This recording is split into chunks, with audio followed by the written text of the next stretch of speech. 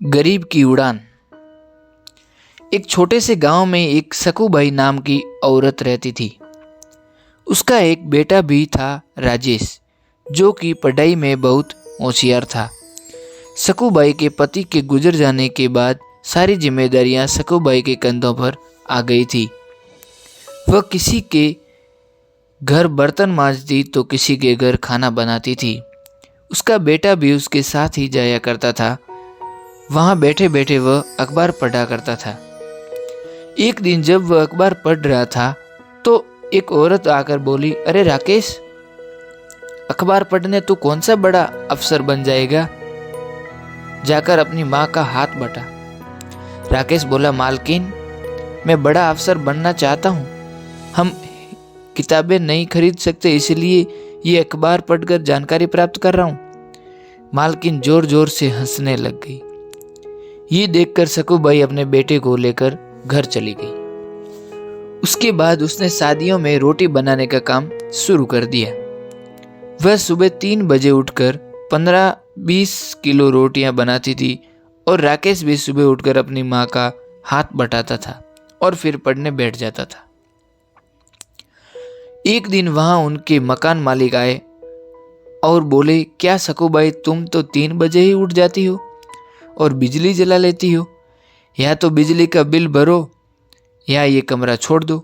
ये बोलकर मालिक गुस्से में चला जाता है। राकेश लालटेन लगाकर पढ़ाई करने लगा और सकूबाई भी उसी में गुजारा करने लगी। ऐसे ही कई सालों तक राकेश पढ़ता रहा और हमेशा अव्वल नंबर आने लगा। राकेश की लगन देखकर उसके गुरुजी ने उसे दिल्ली जाने की सलाह दी और खर्चा भी खुद उठाने की जिम्मेदारी ली। वह दिल्ली जाकर पढ़ाई करने लगा।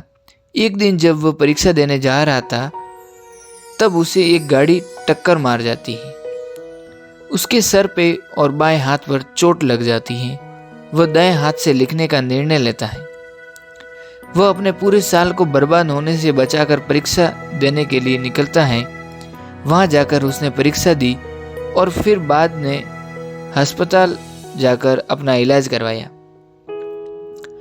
राजेश ने वहां भी अपनी पढ़ाई जारी रखी और इंटरव्यू दिया। इंटरव्यू देने के बाद वह अपने गांव वापस लौट जाता है। थोड़ी देर बाद उसकी मां अखबार खरीद कर लाती है और राकेश को अपना रिजल्ट देखने को कहती है।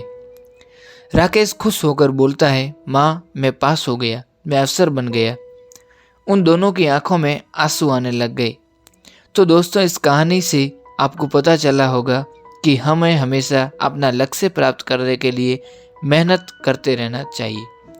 दुनिया चाहे हम पर हंसी उड़ाए, लेकिन हमें कभी हिम्मत नहीं हारनी होती है और हमेशा लक्ष्य पर ध्यान देकर जीत हासिल करनी होती है। धन्यवाद।